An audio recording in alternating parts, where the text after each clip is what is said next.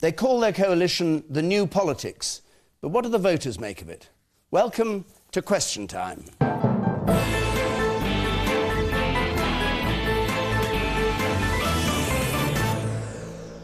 With me here in London tonight, Michael Heseltine, Deputy Prime Minister in the last Conservative government. One of the most senior figures in the Liberal Democrats, former party president Simon Hughes. Lord Falconer, former Justice Secretary, Blairite, supporter of David Miliband for the leadership of the Labour Party, the Daily Mail columnist Melanie Phillips, and the political editor of the New Statesman, Mehdi Hasan.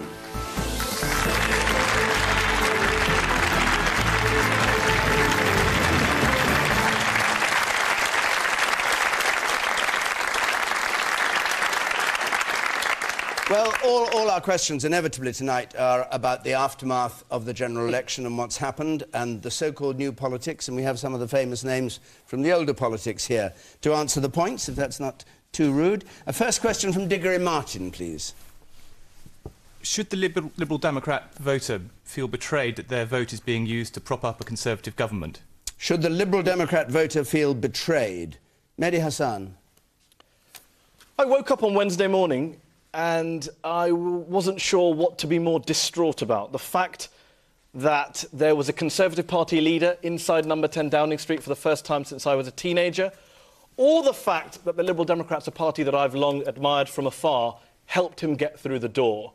I think Liberal Democrat voters, Labour voters who voted for Liberal Democrat MPs in swing seats, in three-way marginals, in Tory Lib Dem marginals. As they were persuaded to by senior Labour figures? By Labour figures, yes, and by Liberal Democrat candidates who said, vote for us to keep the Tory out. I live in a three-way marginal. I was almost tempted to vote Liberal Democrat. Thank God I didn't. I would have regretted it for the whole of my life. I think the Liberal Democrats owe an apology to all of those voters, and I would argue the majority of those voters who voted for the Liberal Democrats thinking they were voting for a progressive party, not a party that would jump into bed with a right-wing Conservative government.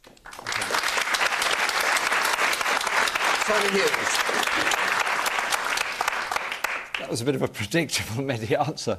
Why the was answer it predictable? well, because people shouldn't have as simplistic a view as that, with respect. And to the friend who asked the question, the answer is you shouldn't feel betrayed, and nor should other colleagues. And I'll tell you why. More than 6 million people voted for us. They voted for a centre-left progressive party. We set out our agenda. We set out, in particular, 4 areas of policy: a fairer Britain in terms of taxation, a fairer Britain in terms of the investment in a future that gives jobs, particularly in a green economy, a better start in life in schools, and a complete change for the political system that has failed.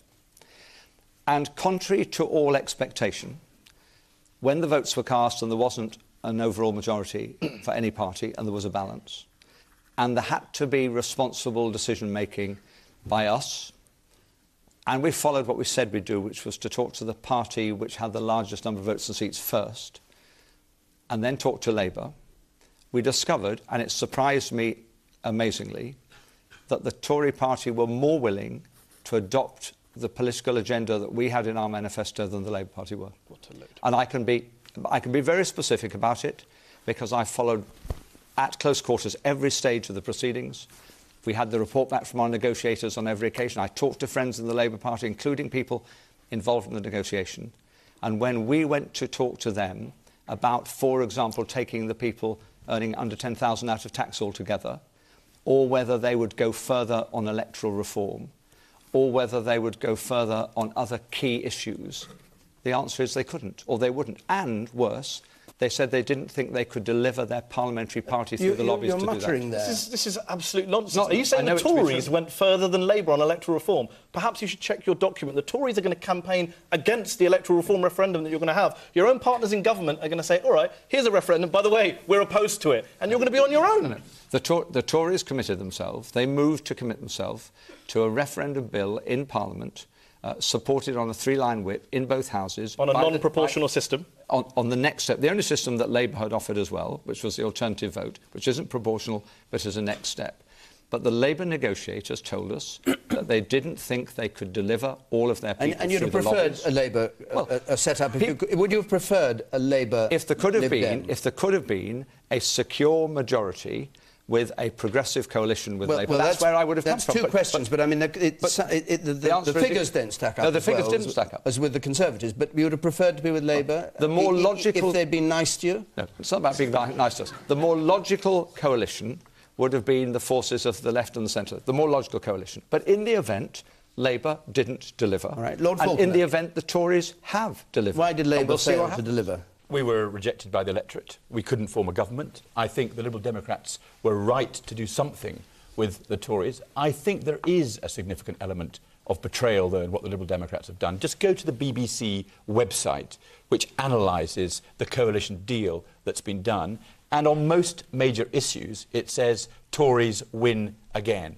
It's a very Tory deal that has been done. The one area where it is said it's not a Tory deal is in relation to, quote, political reform. What the Liberal Democrats have been given is an Act of Parliament that will allow for a referendum on alternative votes, which is not proportional representation, it's something else. And as Mehdi is saying, all the Conservatives will campaign against it, and it will be rejected in a referendum. So do you think Labour should have done their best to get the Lib Dems in with them? I don't think we could. No. I think we lost the election. I think it would have been quite wrong to do it. I think it was for the Liberal Democrats to do the best deal that they could. The deal they've got, which they're saying is such a wonderful deal, is a Tory deal.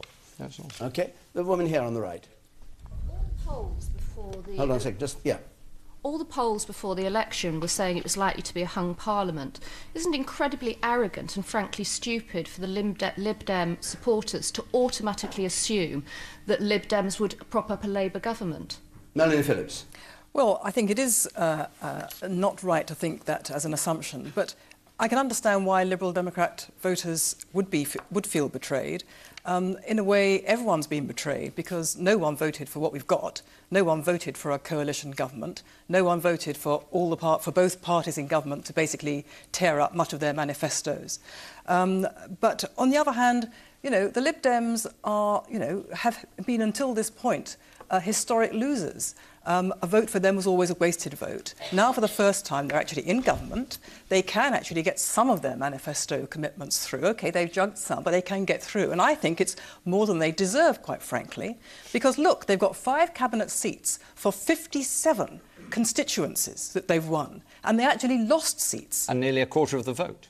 They have nearly a quarter of the vote. Something like 3/4 of the population either voted against them or didn't vote for them.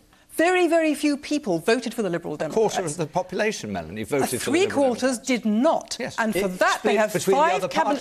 For that, they have 5 cabinet Melanie, are you saying they should be grateful for what they've got, the Liberal Democrats, and not feel betrayed? Is that what you're saying? Well, the Liberal Democrats should have a more reasoned view that they should feel grateful for what they've got because they are in government through guile and stitch up and all the rest of it, but they are in government with their feet under the table. The people who should feel really betrayed are the Conservatives. The Conservatives did not win an overall majority, true, but they were the largest party. And nevertheless, and you know, some, 10 million people voted for them. Those people who voted Conservative do not have a Conservative government. They have a Cleggeroon government. All right. We'll come to the Conservatives in a moment, Melanie. We'll just stick with this one for the moment. Yes, you do get a chance in just a second, yes. You do, of course you get a chance. I wouldn't invite you here not to give you a chance. The man here in the second row, we'd like to hear from the audience there just for a moment. Surely this means that we're returning to two-party politics between Labour and the Conservatives, and the Lib Dems just jumping on any bandwagon that she's going past. But the question is whether they should feel... Do you think they should feel betrayed, Lib Dems, or not? You're saying not, really. Yes. What do you think, the lady here on the front? If Simon Hughes thinks that we shouldn't feel betrayed, what about the 57 MPs who directly signed a pledge for students saying you would vote against a rise in top-up fees, and now it's changed and said you're meant to abstain? All right, we may come to something like that, but you do feel betrayed. Michael I didn't vote Lib Dem, but I would have done. You didn't vote Lib Dem, no. So you can't feel betrayed. But if I'm a student... But you're a student. You would have been betrayed. Yeah. You would have been betrayed. Yeah. Michael Heseltine. Well, can we take it step by step? A very high proportion of the people who voted did not vote for a coalition government. So they can argue whatever they like about their preferences. But the fact of the matter is this is a parliamentary democracy. And one of the commonest things said about politicians is they never listen. Well, you did vote. You did determine the composition of the House of Commons. And the politicians had to take account of that. There were options. David Cameron could have tried to govern alone. There could have been a rainbow coalition of the left. There could have been a Lib Lab, a conservative liberal coalition. But what there couldn't have been was an overall conservative government. So what did you want, given the way you'd voted?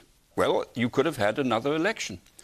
Sorry to interrupt you, but one person voting doesn't vote for a coalition. No, but one person votes for David, a party. sorry, the fact is that this audience and the wider audience listening represent British democracy. They voted for a certain sort of House of Commons.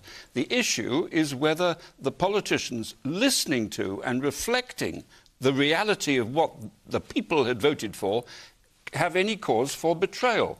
And the fact of the matter is that Britain faces the most horrendous economic circumstance.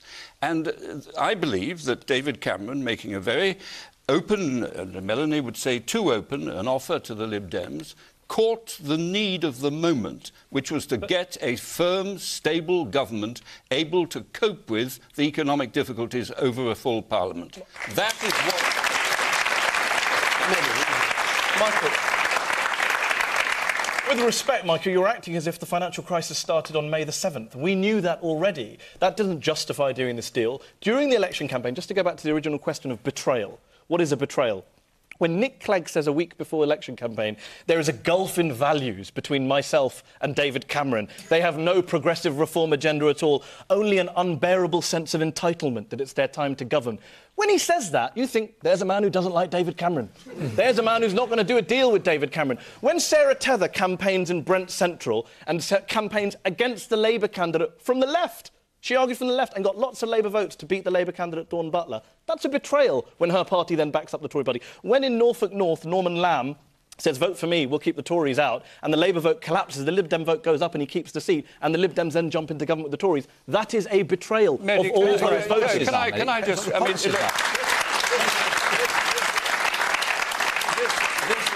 this is a wonderful rant, and this is the tradition of the left, and I admire you for getting onto it so quickly. But you're in bed with the left now, Michael. There's only one real question. Yeah. What would you have had happen? Very simple answer, and I'll pose it in a question to Simon Hughes. No. What is the answer? The answer is, why did you not That's not an answer. Well, it is an answer. Let me speak. No. Why did the Liberal Democrats not allow the Tories to govern on their own as a minority government? I'll give you a just because Labour turned them down, they didn't have to jump into bed for 5 seats. I will tell you the answer to that none of them even because good cabinet the seats. Tory government would not have lasted 6 months, and the pound would have gone through the floor, and interest rates the world would have come to an end. No, well, the Ken British Clark told us economy if we needs someone to cope with it. Your friend Ken Clark told us if we have a hung parliament, the IMF will arrive. Where are they? I haven't seen IMF anywhere. You guys have been fear-mongering the whole election campaign. We have a coalition. We have a hung parliament. We have a government. We were told by Ken Clark a hung parliament. We do have a hung parliament. We have a coalition government for 5 years. We have a hung parliament. Now you've got a coalition. Surely you have a governing group with a majority. We were told that the Conservative Party ran a party election broadcast against a hung parliament party. They said it would give us weak government and a paralysis of the economy. Let me answer your question. And Simon Hughes, when you answer, can I do one element of betrayal that many people have talked about is this issue of immigration, your amnesty for illegal immigrants. You've given up that, you've accepted a cap on immigration. Can you include that in your answer? Yes, I will. Let me deal with the general point that Mehdi asked. We did then have an option. When we reckoned, on the basis of what we were told in meetings with the Labour Party after the election, that the Labour Party were not going to move on any of the things that I would have expected the Labour Party to move on. That's just not true. Well, it is true. Let him have his say. It is true, Mehdi. and it's a sad indictment of the lack of progressive characteristic of the Labour Party and the strength of the old dinosaurs on the right. When that didn't happen, we then had two choices. We could have allowed a minority Tory government to govern, or we could have gone into coalition. And the reason we didn't, and we weighed up both very carefully, was firstly the reason Michael Heseltine rightly gave. It would not have been in Britain's interest for a minority government to inherit power at this time of economic crisis, worse than any time since the war, environmental crisis and political crisis. Yeah. And it would have meant we would have betrayed our voters far more because we would have left an untrammelled Tory party to govern with no rubbish. Really? No, not rubbish at all. There would have been Tory policies, rather than an agreement which has many of our policies. And bluntly, I don't go into politics to be only in opposition. I go into politics to be in power so that I can deliver the things I want. So I can deliver the things I want. The people who elect me in one of the most disadvantaged parts of this country, and I want to take poor people out of tax. I want to make sure children have a better start at schools. You want to I vote want for, to make sure you want to people have public go into spending jobs. cuts this year, which you campaigned. I want to make sure we have fair public spending. You cuts. said this is nonsense. Yes, Self-serving. if I hear another politician talk about the national interest, I think I shall puke. This deal was done between two parties, the Lib Dems and the Conservatives, for one reason alone. Both of them were desperate for power, and both of them were willing to give up things that were precious to each of them because they were so desperate for power. If you think, Melanie, that it 6 was a months or 9 months of stitch-up. uncertain minority government would have been good for Britain, then I'm surprised at you. I now want to hear from members of the audience. The woman in green up there on the right, please, then I'll come to you, sir. Yes. Yes, surely the Liberal Democrats are in an incredible position now of being allowed to actually have some influence over policy and over government for the coming years. And you agree? Surely that's I think that's an incredibly positive position and you, to be sir? in. Yes, the choice was between betrayal or irrelevance. If you hadn't done anything, the Liberal Democrats can be irrelevant for a long, long time. And the man up there in the checked shirt. Yellow. Oh, yeah, OK. No, the man behind you. He's got a more checked shirt than you've got. So there's plenty of checked shirts in the crowd tonight. I have to say, what Simon Hughes is saying is actually to be believed with regards to negotiations with Labour. Labour, the working class people's party, would not back a policy to lift people out of poverty with regards to £10,000 and where you start paying tax. So you are critical of Labour for not doing a deal with the Liberal Democrats? Well, Labour should have actually been a bit more responsive to demands in terms of negotiations with the Lib Dems. And the woman in the centre here, in the fourth row, in black. Yes. Yeah, it's quite obvious that both the parties just dropped all the policies that they made promises during the election campaign. That's not true.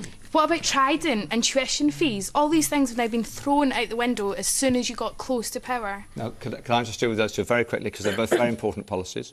In relation to Trident, the commitment is to make sure for the next Parliament that we remain a country with Trident. That was always going to be the case because it has a life much longer than the next Parliament, but that the cost of Trident is now going to be looked at as part of the financial review. But you wouldn't deny that you've given up a lot of things that were in your manifesto. No, we've given up I some mentioned things, immigration. We've given up some things, of course we have. Because you've given up opposition to nuclear power, apparently now a Liberal... This year, no, we haven't biggest given issue up. of all. No, we haven't. And you've given up, a commitment... Yes, exactly. David, we haven't given up opposition to nuclear power. We specifically have retained that in the document. But you've agreed that the plans for nuclear power introduced should agreed, now go ahead. No, we've agreed... That's what your agreement says. We have... No, I've got it here. I know exactly what it says. Christian's made a statement today saying that as long as it's not public money, it can go ahead. And who gave the better guarantee that there would be no public subsidy for nuclear power? It was the Tories, not the Labour So Party. you're dead happy, really, with everything that's that's happened? I'm not dead happy, but it's a compromise because in the interests of trying to get a stable government, you have to sometimes make compromises. The man in the red T-shirt up there at the back, on the left. I didn't expect to come here and agree with Melanie Phillips, but I think she's absolutely right. There's been an awful lot of talk about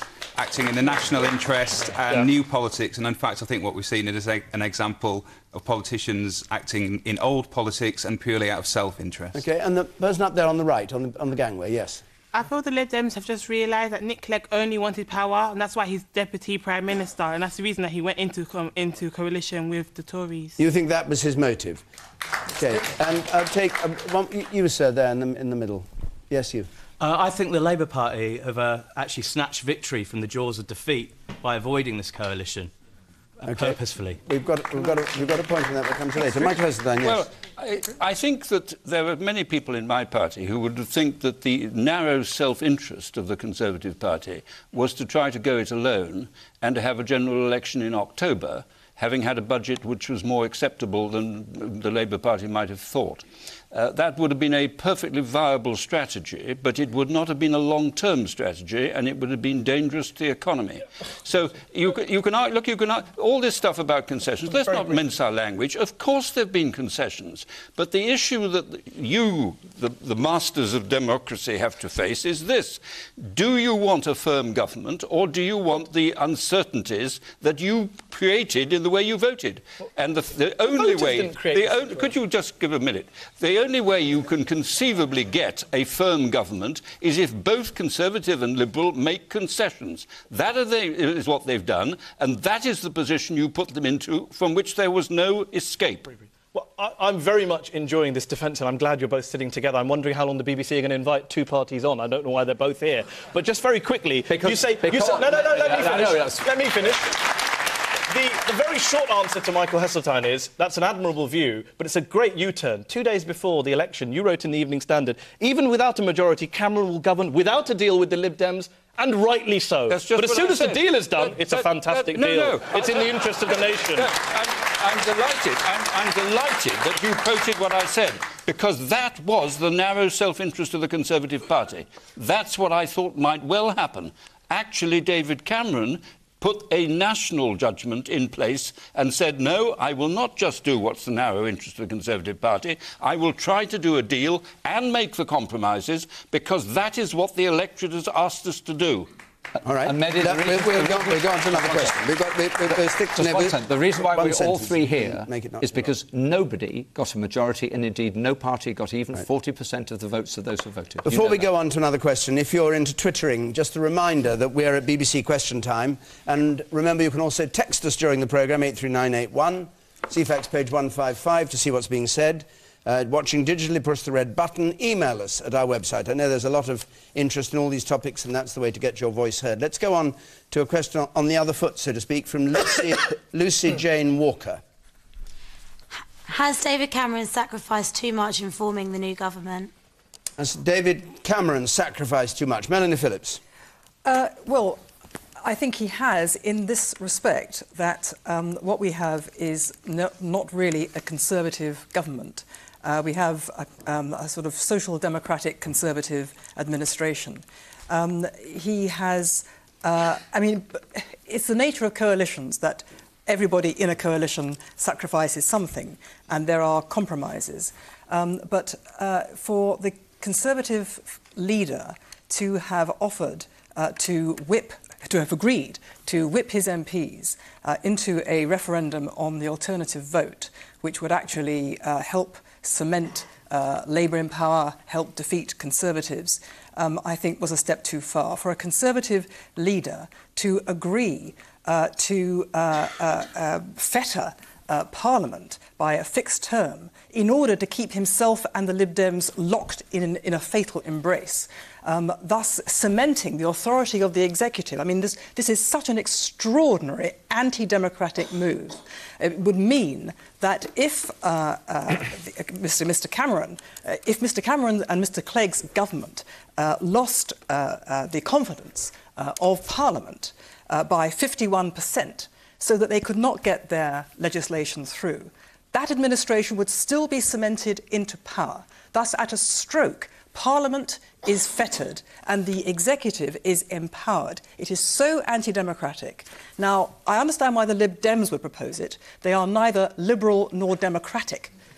And they have every interest in keeping themselves with their feet under the table before they disappear again into the irrelevance to which history once consigned them. And hopefully, given the squalid nature of the way in which Mr. Clegg has behaved, hopefully will do again. But for the Conservative Party, which should be... The point about conservatism is that you defend the basic values of this country and its democracy. And for the Conservative Party to have ridden roughshod over Parliament and the Constitution in this way, and to have agreed to create this monstrosity, is indeed a real betrayal of everything the Conservatives should be standing for. Michael Heseltine. Well, of course, the Conservative Party cannot ride roughshod over Parliament. It is only Parliament that can pass the necessary legislation. But coming back to your question about whether he's sacrificed too much and we should have had a Conservative government, we couldn't have a Conservative government. And you have to stand on that simple fact. So what does he then do? He can try and go it alone, and he wouldn't have lasted 6 months, either because he didn't want to or because he would have been brought down, or he does a deal. And on all the arithmetic, the British people voted to indicate they wanted a deal. Now, we can spend hours discussing who gave too much. Anything in what he agreed to that you wouldn't have given? Well, voting reform, for instance? This is the stuff of media, David. I mean, not stuff of media. It's the stuff of the voters. No. They did the deal they thought was right. Only the two negotiating teams can decide who blinks first and where you blink at all. You can't double guess it unless you're there. It's like trying to do a deal with your neighbour. But you won't comment on it, is what you're saying? No, because I'm not going to be put in a position where I'm seen to be taking an independent view. For what purpose? The real question is whether David Cameron was right to do a deal. He had no choice other than a weak, Conservative, short-lived government. And that would have been a worse choice than the one that we've got now. The idea that a coalition is stable is, I think, itself absurd. Mr Cameron could have taken a gamble. He could have taken the gamble that the Lib Dems would not bring him down, because to do so would be to invite being painted as irresponsible in the face of an economic calamity. He did the deal with the Lib Dems for one reason alone. He was frightened. He was frightened because he thought that if there was another election, he wouldn't win it. He was frightened because he thought that the Lib Dems might go into coalition with Labour, and that would be appalling, not because that coalition would last, because it wouldn't have lasted, but because if that had happened, Mr Cameron would have found himself the leader of the opposition for the fourth time, and he personally probably wouldn't have survived in his own party. But you see, you're missing the key point. If he had not done a deal and become a weak Conservative administration, as you think, what he could have been absolutely sure about is that within a year he would be very, very unpopular. This government is going to be very unpopular within a year. Just like Obama in America, it's a rough business. There are terrible decisions to be made. And so what he would have left himself with if he'd gone it alone is either an early election in October or the certainty, having done what the country needs, he would have been brought down when his government was very unpopular. It would have been a suicidal decision on his part. Lord Faulkner, this is becoming just the two of you. Lord Faulkner. I don't criticise the Conservatives for seeking the deal with the Liberal Democrats, and I can see the attraction of stability. I don't think that the Conservatives gave too much away. I think they gave practically nothing away. And I think we have got to watch how it goes, and I hope in very many respects that it does work, because that would be best for the nation. But the Liberal Democrats gave away completely to the Tories in relation to the economic position of this country. That's the most important thing. We will have to see... Rightly, in your view? Wrongly, in my view, because we stood for a different position, for example, when you started the cuts. But put that to one side. The question is it a stable government, which is what Michael has said. In some respects, I hope that it is. But do you really believe that a party that has both Shirley Williams and Norman Tebbit supporting the same government is stable? But also... Tebbitt's not supporting it. There's another aspect to it. Watching Mr Clegg and Mr Cameron, they appear to be absolutely identical in their outlook. When it was Labour in power, it was Blair and Prescott. Now, don't tell me they were the same. We've got a government now that appears to come from an incredibly narrow social base. How will they understand how the people feel over the next few years? Man in the third row there.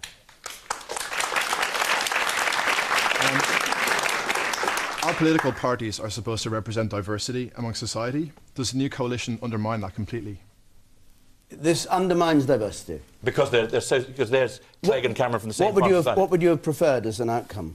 Well, one party basically leading. Obviously, it was inevitable the way the Hung Parliament came out that we could not have a distinct leader.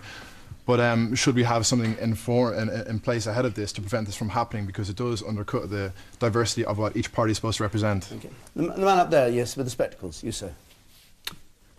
Okay, yeah, so basically my point here is I agree completely with Lord Faulkner in that the Tories have given up practically nothing. This is completely reflected in the positions that the Lib Dems have got in the new cabinet. They seem token positions to me. They haven't got any of the top four positions. And I mean, Michael Heseltine could probably tell me more about that for Nick Clegg's position, but that's my view. There's a question for Michael Heseltine. Given the Deputy Prime Minister post is a non-job, has Nick Clegg not gone from kingmaker to tea maker?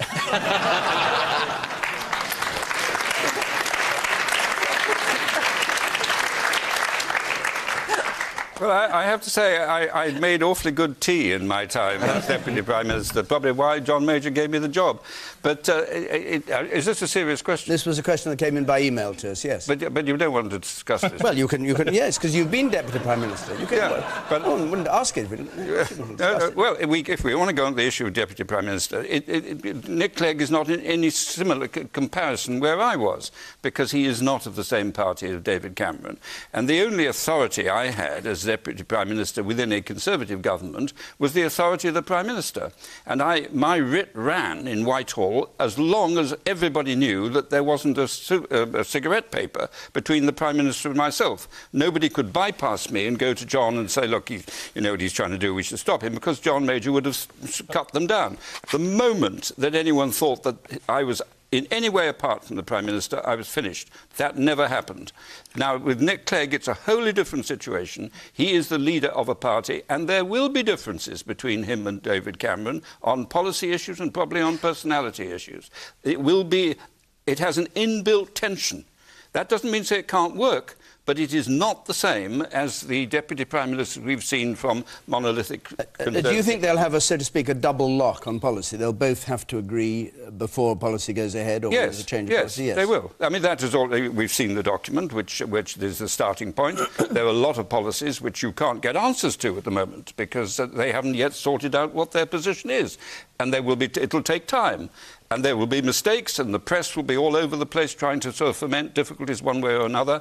So it's a field day for the media, and they're going to be unpopular within a relatively short period of time, because the steps they're going to have to take, which everyone was told about, all the politicians said they were going to be the toughest cuts since '79. They didn't say what they're going to be, but they said they were going to be the toughest since '79. This government is going to be very unpopular, and there'll be great stresses and strains. Hold on a second, I come to you. The man here in the front. You in the blue. Yes? I think David Cameron's given away just enough, or he's given away the right amount, because it's enough that he can take the credit if it goes well, but there's enough kind of Liberal input that he can probably spin it in his favour. Blame the Liberals if it goes badly. So either way, he wins, the Liberal lose. And the woman in the middle there. You. Hi. Oh, was it? Yeah, that's you. Okay. I was wondering whether the politicians thought that the big het up about the coalition is a bit too much. Because, I mean, if you look back in history, there's been a coalition formed before when there was a time of economic distress. And whether you think, you know, that there's a bit... In the 1930s? Yeah, but it was formed before. And I wouldn't advise Simon to go back to the history books, because history teaches us that when the Liberals have got in bed with the Tories, it's pretty much always turned out badly. In 1886, they were destroyed, they were swallowed up by the Conservative Party. In 1931, the National Liberals were consumed. I think Michael actually stood as a National Liberal in 1959, I believe, which was then swallowed up by the Conservative Party. So be careful, Simon. Yeah, I was already part of the Conservative Party. Exactly my point. National Liberals are part of them. Yeah. On the specific point about personality and policy, there will be policy differences. I'm not sure there'll be personality differences. Like Charlie, I was amazed at those scenes on Downing Street yesterday. Who could look at those pictures and actually tell the difference between these two people? I'm worried about their civil servants, how they will get it right as to who they're talking to. Is it Tweedlecam or is it Tweedleclegg? I'm not sure. I mean, they are so alike in that sense, and their backgrounds are similar. But on the original question that Lucy asked about, did they sacrifice too much? No, they didn't sacrifice too much. On the big issues, and this is what Simon doesn't seem to get here, on the big issues, the economy, spending cuts, the recession, the Lib Dems simply sacrificed their main policy. Vince Cable was with Alistair Darling for 4 weeks saying no cuts this year. Vince Cable described cuts this year as a dangerous Tory proposal which was a smokescreen for job cuts. Now Vince Cable has signed up to job cuts this year. Electoral reform we talked about earlier. The Tories are going to campaign opposed it. Trident we talked about earlier. It's going to get renewed. Europe, let's not even go down that road on what influence the Liberal Democrats are going to have over the Tories and their nutters and anti-Semites and homophobes, to quote Nick Clegg, who are in bed with the Tories. So, like Charlie, I think they haven't really got what they wanted. Yes, you've got a few scraps from the table, but on the really big issues, electoral reform, the economy, you didn't get what you wanted. Simon Hughes? Well, to answer Lucy James... You're not going to answer his criticism. Well, he can't. He's cutting spending this year, so... I'm trying to answer both the question and the comments, including from the panel. The answer is it's a question for the Tories whether they sacrifice too much, but I know that what has been agreed includes all the things that we had as spending commitments that were important. The investment in schools, agreed. Taking poor people out of tax up to 10,000, agreed. Not in the Tory manifesto, in our manifesto. Who's in charge? Not unimportant jobs in cabinet. The business secretary, one of the cabinet posts, Vince Cable, dealing with the banks that were the major cause of the problem. He's not dealing with the banks. He's going to be the cabinet minister responsible for the banks and for business. He's not saying no. That is in his department, and it's one of the crucial things that went wrong because the Labour Party did not regulate properly, and they became like the Tories in letting the banks get away with it. David Laws, a Liberal Democrat, in charge of doing the spending review in a way that we think will be fair, not in a Tory way that would be unfair. So the answer, and it deals with Melanie's point, it's nothing to do with not being Liberal or Democratic. Quite the opposite, Melanie. We are both Liberal and Democratic, and this programme for this government makes sure that all the freedoms that Labour took away, all the identity card proposals that they had put in place, all the detention of people without trial, the keeping of DNA, all that is going to be taken away. It's a new freedom charter which Labour deprived us of. And we get a democratic second chamber in Parliament. We get a step you don't. You get a committee to consider proposals. No. This Parliament... Did it say a committee? No, Charlie, you've misread it. In this Parliament, there will be legislation that makes you and your colleagues a thing of the past very soon. Simon. And we have elected people in the second chamber, not people put in by patronage. Simon. And that's what we should have in a modern democracy in the United Kingdom.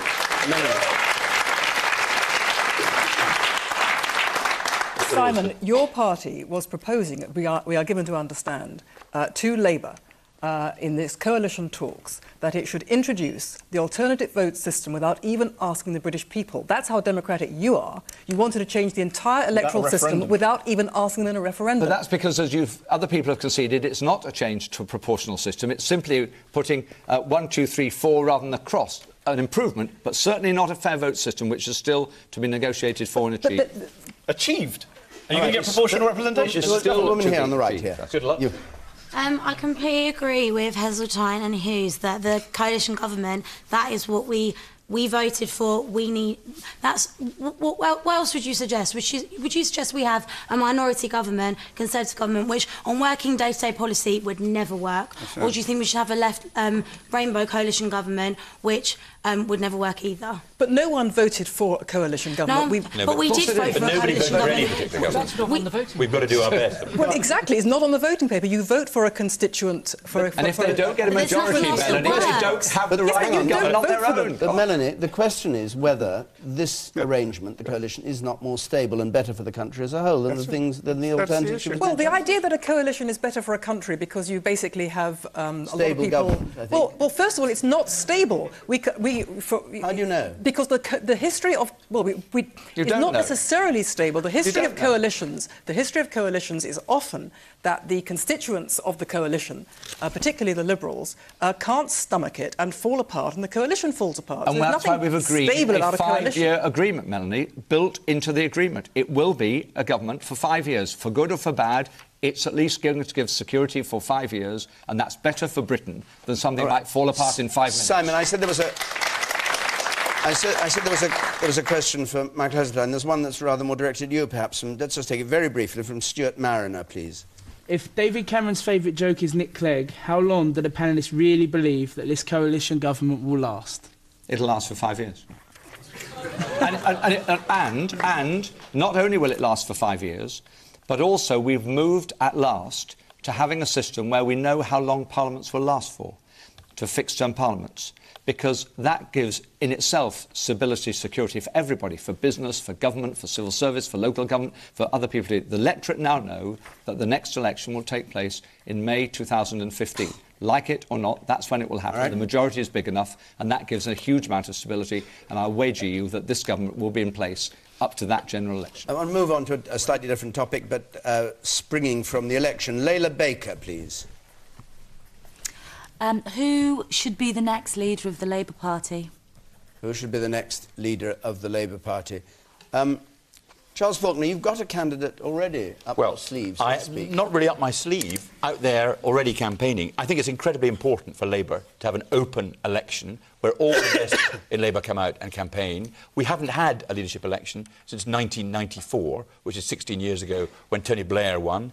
Gordon Brown was elected NEMCOM, so there was no election debate. We need to have an open discussion. Who will the candidates be? They may be, well, they will certainly be David Miliband, because he's already indicated he's running. I think he is the best candidate. He is a man of experience. He is a man of real stature. And he's a man who will be an effective opposition to what I think is going to be a moderately embarrassed and confused and increasingly Tory government. And I think what Labour's got to do as the only opposition party is to offer stable government, a sensible economic policy and sensible reform in the political system. And I believe David Miliband is the best person. But does the Labour Party need a complete rethink of what it's doing? Does it need to go away in opposition and work out a new way? Because it clearly didn't appeal that much to the electorate. I think much of what we were saying in terms of policy is right. I think our difficulty is that we lost the trust of the British people. How so? Because I think over a period of time, over 12 or 13 years, the dominant figures in Labour between 1997 and 2010 were Tony Blair and Gordon Brown. But Gordon Brown blames himself. And for entirely different reasons, people in this country came out of sorts with both of them. Was Gordon Brown right to blame himself for the last election? Well, Labour lost. I don't think much of Labour's policies were unpopular. I think we all went down together, I think. Mehdi Hassan, do you think David Miliband's the best person to lead the Labour Party? Short answer, not necessarily. I would like to see a much wider field and see who all the candidates are. He has a very talented younger brother that a lot of people are waiting to see if he'll throw his hat in the ring, Ed Miliband. There are other candidates. My biggest concern is that it shouldn't be done quickly. There's now a kind of movement beginning that says we should have a new leader in place by July. Why? We're not going to have another election till 2015, we're told, by the oracle in the corner. So I think we've got lots of time.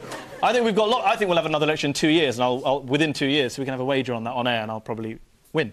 But I do think we should take our time. The Labour Party should take its time. The public and the media shouldn't hurry it. All the candidates should declare. They should have a proper debate. Labour does need to rethink a lot of things. You know, Charlie's being polite. There's some big issues to deal with. Civil liberties, which the Liberal Democrats rightly capitalised on. The Iraq War, which is a stain on Labour's record in government for 13 years.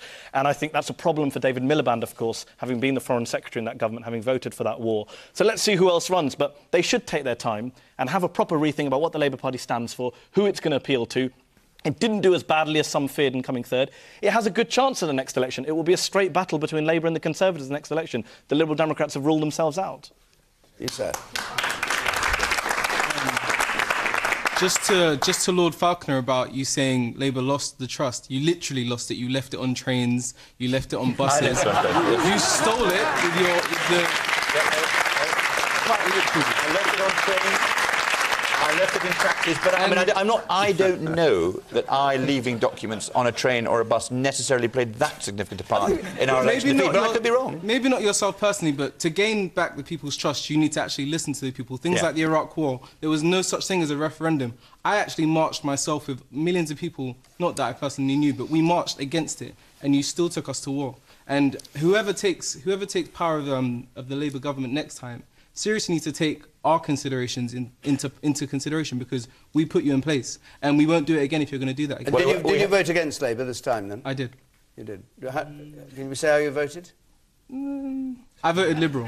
OK, you voted Liberal, right. Michael Heseltine, who do you think... I don't know why you should have a view on this, but the weakest person possible, I suppose. I hope that people will understand if I say I don't care.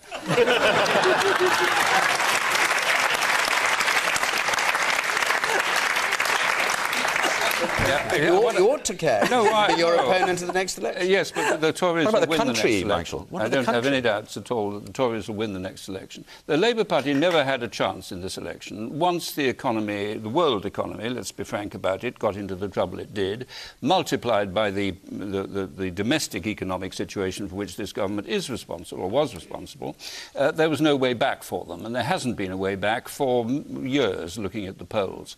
What will now happen is we will see difficult, hard decisions. The government will become unpopular, And that's why there won't be an election in the course of the next couple of years, because neither Liberals nor Conservatives would dream of having an election. They are bound together now by the unpopularity of what they're going to have to do. So the issue is what happens at the end of the 5 years.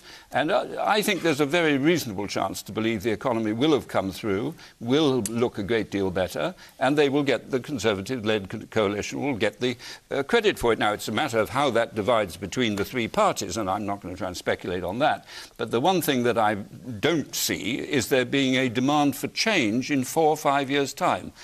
And that's the key word, time for a change. That's what destroyed Gordon Brown's government. And even though that time for a change was a very powerful factor in the election, the Tories didn't get an overall majority. I do not claim that we were popular, but something happened in the public's view about the Tories which meant they wouldn't give them an overall majority. Well, no, Charles, you know as well as I do that David Cameron went into that election with an 8-point handicap. He had to be 8 points ahead in order to gain a majority of 1. And there is only one post-war precedent for a swing of that size, and that was 97. He had a 20% lead. Yes, but that's midterm. Went down and down and down. That's midterm. The midterm always coalesces towards the election time. Let's not refight the election. You, sir, in the frontier, yes. Yeah, I think the Labour Party needs to go back and kind of reinvigorate itself. But I think it might be a mistake to choose a Blairite leader because, I mean, we've got two leaders of the other two parties who are very Blair in style, and I think people are going to realise that style's not going to win over substance eventually. And also, I think the Miliband brothers are going to put us to sleep. And Ed Miliband's good as a bureaucrat, but not necessarily as a politician. Who would keep you awake? Well, even though I think Ed Balls wrecked the chance of a coalition with the Liberal Democrats by driving too hard a bargain, he's someone who kind of believes in a lot of the intellectual traditions of the Labour Party, like the Fabians and stuff.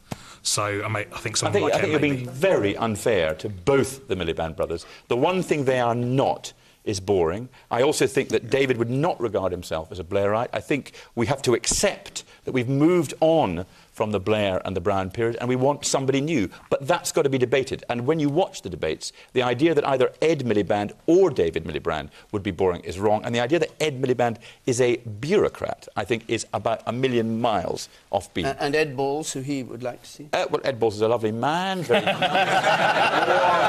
talented. He, I'm sure, will get his chance in time. I think Ed Miliband's good at writing, like, he will get his chance in time. Yes, I don't know when that may be, but I mean I hope it sounds like Blair Brown all over again. Miliband goes first, and Balls will get his chance when time goes. History repeats itself. All right, and you, sir, yes. It's interesting that Lord Hasseltine refers to what was Brown's recession now as a global recession. With the rise in jobless total today, what are we going to call these? Cameron's unemployed or what? No, I said that it was a world recession worsened by Brown's stewardship of the economy. Right. Let's just stick with the Labour Party leadership. Melanie Phillips. Well, I don't think one can really say who should be the Labour Party leader. At least I don't wish to say who should be the Labour Party leader, because I think there's a prior question that needs to be answered, which is that any potential leader worth his or her salt has got to first of all identify what it is the Labour Party actually stands for anymore. The problem with the Blair-Brown regime was not because it came to grief over this policy or that policy, or even because of the manifest lack of trustworthiness that we all found so revolting. It was because Blairism was itself an attempt to answer the question, what the hell is Labour for anymore, in the wake of the collapse of socialism in the world. And it was an attempt to answer that question that came up with this sort of push me, pull you, triangulated, too clever by half, we support the market, but we're also for equality, nonsense. What's wrong with that? What's wrong with being in favour of the market and equality? I'll tell you what's wrong with it. It's completely incoherent, because it's not based on any coherent set of principles. And equality, as a result, it produced government which collapsed under the weight of its own incoherence and just collapsed completely. Right. But the problem is, what does it have instead? We lost an election. But what does it have instead? It can't go back to Clause 4 socialism. It can't go back to command and control by the state. The problem is that the Labour Party is, I'm afraid, representing a creed which is past its sell-by date. Right, we now have a new progressive coalition, which is the Liberal Democrats and the Conservatives, who are going to merge into one pale, greeny, orange. Yes. Stop. Before the analogies get too egregious. The woman there with the glove on. Oh, I was just thinking, something you said earlier. I think it's really bad how Cameron looks like Blair, who looked like Thatcher. Is it not time we got a new leader with like new ideologies instead of regurgitation politics? I mean, the massive consensus between parties. I mean, there's no electric choice, which is like a key part of democracy, and it seems completely bogus. What to kind me. of person would you like?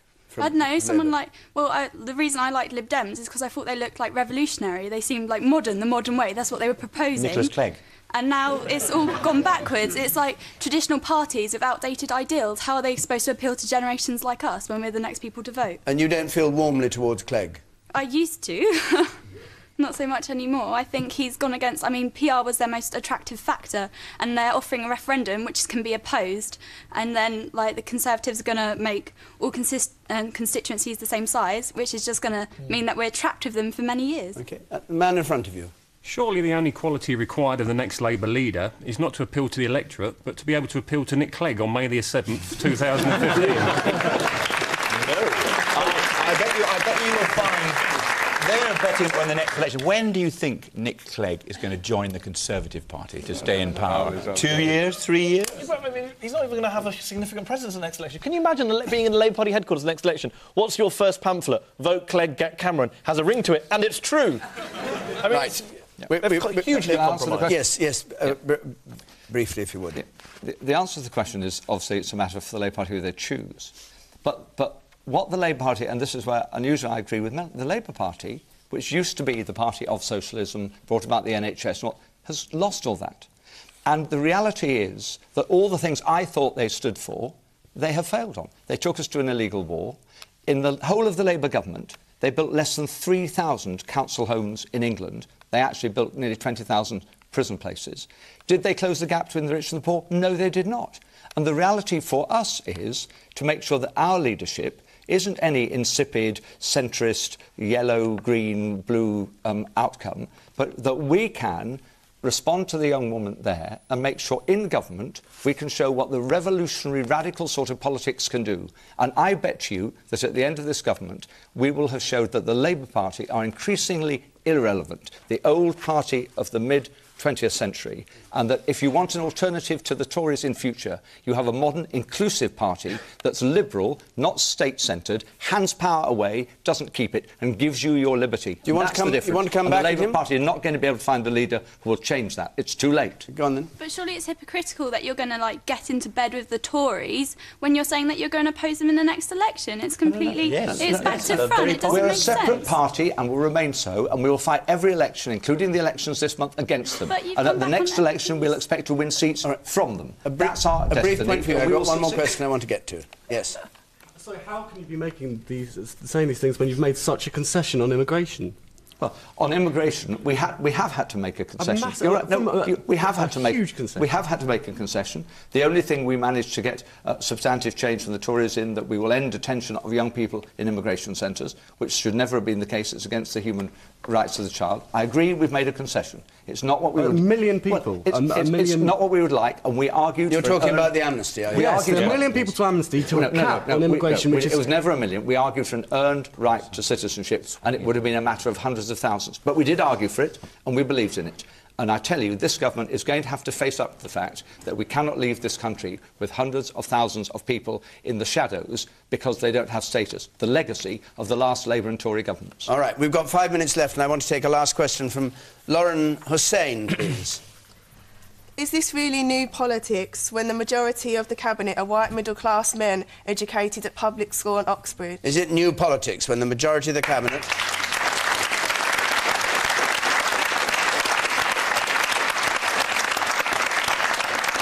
Lord Faulkner. Well, I don't think there's anything wrong with being educated at a public school. I don't think there's anything wrong with going to Oxford and Cambridge. Is that a round of applause for Oxford? Thank you. But I think there is a problem if everybody is a man who is white who went to Oxford and Cambridge and before that went to a public school. And you would have thought with a coalition government there would have been a coalition of more people of different gender, different colour, and there's very, very little progress in that direction. And as I said earlier, if you look at the head of this coalition, it's Mr. David Cameron, Mr. Nick Clegg, Mr. George Osborne, and Mr. Vince Cable. That's the quartet. And they all look to me like they come from a very similar, narrow social base. And that's bad for the country, I think. Melanie Phillips, the new Home Secretary, is a woman and went to grammar school, Theresa May. So is that one up for the sisterhood? Well, it... Depends what you mean by the sisterhood. I've never been called part of the sisterhood before, so this is a first for me. I'm not sure that Theresa May would be considered part of the sisterhood either. It rather depends how she performs in office. Unfortunately, we've had a situation in recent years where women and minorities are promoted simply because they're women and minorities, and they haven't been very good, and they have collapsed. And that has done terrible harm to women and minorities. I want to see people put into place, into positions because they are good enough. But frankly... You're saying she's going to collapse? I wouldn't predict anything, but it's a question of which comes first, the collapse of the coalition or the collapse of Theresa May. But anyway, the question is white middle-class men educated at public school and Oxbridge. It's really only those sorts of people who tend to want to run the country anyway. I mean, who on earth would want that sort of job? John Prescott. Michael Heseltine. Well, I think that it takes a huge amount of time for a society to adjust to basically waves of immigration. It takes a long time. It took a long time for the Huguenots to be absorbed. It took a long time for the Roman Catholics to settle into society or to be reincorporated into society. It took a long time for the Jewish people to be so. And now no one talks about any of those issues. On the ethnic minorities, the society is changing. Look at this audience, but look at any profession, look at any part of London or the larger British cities. But not at the House of Commons. Well, you'll see that David Cameron, I know the figures for David, but I may be different for the other parties. There's been a significant increase in the proportion of women and a significant increase in the representation of the ethnic minorities. And it's not easy. And it's no use using pious language about all of this. This is as tolerant a society on anything on earth. And we're working at it. People want it to happen. Change is taking place. And there are now really significant areas in which ethnic minorities are becoming leaders of their individual society. You, sir? This is just in response to Melanie Phillips, who isn't white and educated at Oxbridge that would like to run the country. I would. I think there's many others like me as well. OK. Will you get a chance? Sam, briefly, because we're coming to the end here. The answer is it has been a failure of the new politics. Unarguably, more than half the country are women. 10 out of every 100 come from the black or minority communities. We have failed. Absolutely. And you've got no Liberal Democrat women in Cabinet? We have, I don't know yet, not in the Cabinet, but certainly I would hope among the ministerial group. So I think we have to not just have a proportional system which gives more women and more people from minority communities, and that would do, but we also now positively, our party, and I hope the other parties, all of them, need to look not just at positive action, but positive discrimination in favour of women and minorities. We need a fair parliament. Michael's talking about pious language. There's a lot of pious language here. Sorry. Out of 29 people who can attend Cabinet, 4 of them are women. That's 14%. We don't have to go far. Spain has 53%. Sweden has 50%. Germany has 36%. France has 33%. We have 14%. And as for ethnic minorities, the Liberal Democrats, we were told a few minutes ago, are the party of the 21st century. Labour is an increasingly 20th century party. An all-white party, 57 MPs, not a single ethnic minority MP. Why? 7 women. We finish. Why? Well, because first of all... the voters are well, to be fair, I never thought I would ever say this, but to be fair to the David Cameron and the Conservative Party, they actually took some efforts to get some more ethnic minority candidates into winnable seats. Nick Clegg, the master of the new politics, didn't bother. And that's why he's got 7 women and no ethnic minority. And in Cabinet, we have 1 ethnic minority face, Saida Varsi, who's an unelected peer. This new government should hang its head in shame.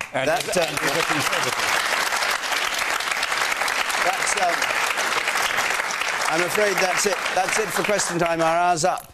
Sorry about that, for those of you who still want to speak. But we're going to be, we hope, in Richmond next week. The week after that, we're going to be in Gravesend, where Piers Morgan is on the panel. I don't know why I say that, but anyway, there we are. It's very nice to have him. I think it shows we haven't yet decided on the other 4, whatever it is. Anyway, if you'd like to come to either of these programmes, that's Richmond and Gravesend, the number to ring is the usual one, 0871 626 9988, or go to our website, which is there on the screen. Thank you all The panel, thank you all for coming here to take part in the programme. Until next Thursday from London, good night.